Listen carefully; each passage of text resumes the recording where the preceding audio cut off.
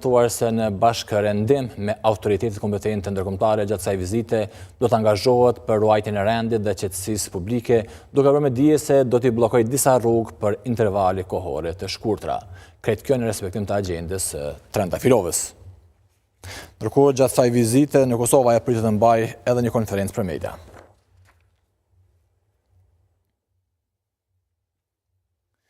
Por këtë vizitë nuk po presin mirë fare veteranët e luftës së ushtrisë çlirimtare të Kosovës, disa nga të cilët edhe kanë paralajmëruar disa aktivitete. Për më shumë do t'i drejt për drejti me kryetarin e organizatës së veteranëve të luftës së ushtrisë çlirimtare të Kosovës, zotin Gazmend Sylla. Zoti Sylla, Mirëmbrëma juve. Zoti Sylla, çysh po shihni këtë vizitë? Na kemi thonë më herët dy reagimet tona që i kemi pas më herët. Është provokative, na provokoni. Ju e dini tash ky muaj maj është muaj i përkujtimit shumë masakrave, muaj i përkujtimit shumë dëshmorëve që i kemi. Ka qenë krejt e panevojshme kjo më ardh zonja Trandafilova tash më na i tregu diçka se çka po ndodh atje. Ndërthona normale po të kishim një shtet serioz. Zonja Trandafilova është dashur nesër me qenë foltore në Kuvendit të Republikës Kosovës me raportu për ato që ndodhin atje. E jo shkojnë për skutat e qytetit tonë herë atje. Më na tregu për diçka që për neve është fare e parëndësishme. Prandaj si shoqata dole nga lufta kena vendosur që njëkohësisht edhe na me marrë një konferencë për media, jo fort larg kësaj, ku do të mbon ajo, sepse ndoshta na kena më thonë të vërtetën, apo na kena më thonë anën tjetër të medaljes së asaj që po ndodh në gjykatën e Hagut, se ndoshta kjo të qenë mirë mediat më na besoni më shumë, edhe pse jo, ndoshta edhe mi bojkotu edhe konferencën e saj që bën atje.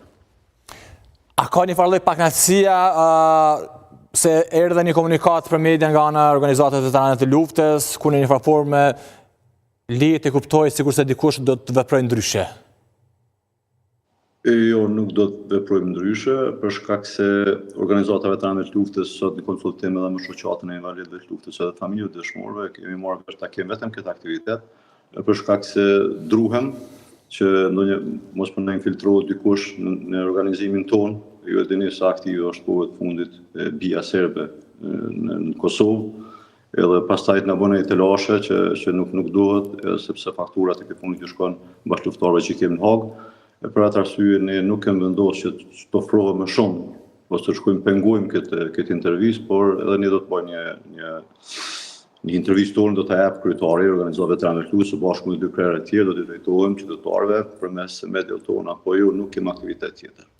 Pra, ideja është për ta sqaruar një Sylla që në kohën kur zonja Trandafilova do të adresohet mediave, në njëjtën kohë keni ftuar edhe ju konferencë për media, apo? Dhe me këtë, po dëshirojnë që gjithë veteranët që janë të pakënaqur me këtë vizitë mos shkojnë te ajo eventualisht për të bërë ndonjë sherr, por të vinë tek ju dhe pastaj bashkërisht. A është kështu ideja, a kuptova mirë? Nuk kemi organizuar aktivitet tjetër, protest apo diçka ngjashme, për shkak se kena menduar që jena një kohë pa kohë, edhe mundet me na infiltru dikush me na bënë telashe, me na prish protestën ose mbrojtjen e protestës. Ata ka qenë frika se ajo faturë ju faturohet bashkëluftarëve tonë atje në Hag. Kemi qenë kujdesshëm këtë rast, do të thotë aktiviteti ynë është vetëm ky, një konferencë për media pranë Hotel Emerald, ku do të bashkohen disa bashkëluftarë tonë që jemi, por ka pas edhe mendime ndryshme që ndoshta duhet të shkojmë pengojmë këtë konferencë, po megjithatë jo, kemë marrë vendim që jo për shkak të kësaj frikës që mos po bëjmë ne tonë diçka, edhe prapë siç e thash më herët, fatura do ju shkojë bashkëluftarëve tonë atje në Hag, edhe në fund procesit, kështu që kemi vendosur me të qenë më të matur kësaj radhe, vetëm se ta minimizojmë këtë konferencë në zonjën Trandafilova. Gazetarët edhe ashtu ishin cenzuruar shumë, nuk po kishin drejt me shku me kamera, le ta refuzojnë. Ajo nëse ka provuar me bëhen këtë formë, ka mund me bëhen online, edhe s'kisha me na provokuar neve fare kështu. Megjithatë, ne i ftojmë gazetarët mos marrin pjesë në atë konferencë, le të vinë te na, sepse ne do të thomi të vërtetën.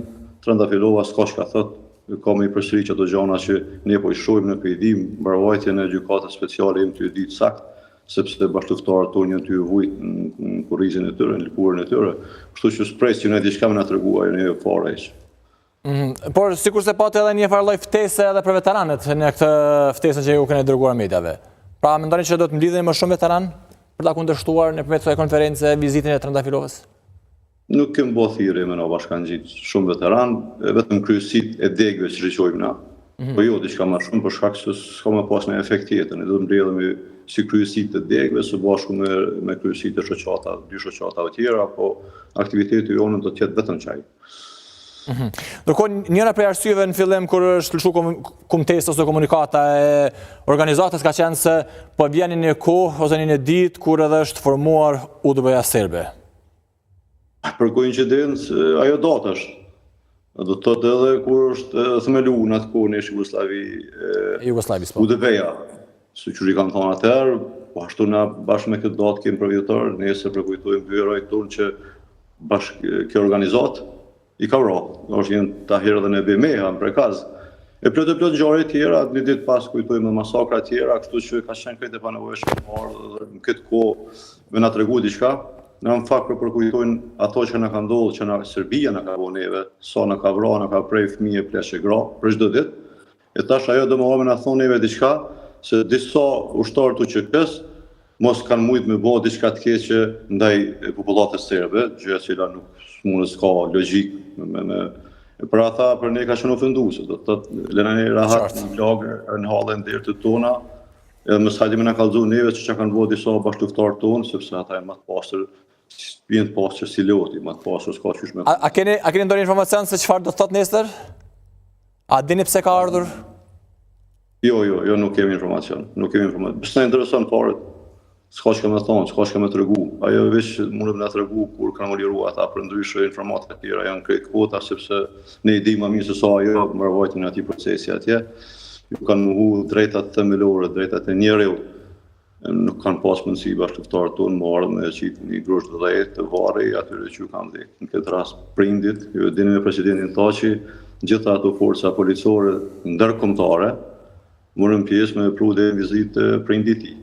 Do të thotë këta nuk ja besuan në sigurinë e injoruan sigurinë e institucioneve të sigurisë vendit tonë, nuk ja besuan me armë me ato skena, kjo ka qenë pranueshme për ne për ata, nuk besojmë që ka me sjell diçka pozitive kjo konferencë e saj, ka mund të bëjë edhe prej atjet, ka mund të bëjë edhe prej Beogradit, krejt lehtë. Amo kjo vetëm sa na ka nxit na ka shtu dozën e urrejtjes ndaj kësaj gjykate që është krejtësisht politike. Zotësyri, falenderoj shumë për këtë inkuadrim të drejtë. Faleminderit juve, gjithë të mirë. Natën e mirë. Ndërkohë tani në studio do të flasim për krejt diçka tjetër, për një ngjarje që e ka shokuar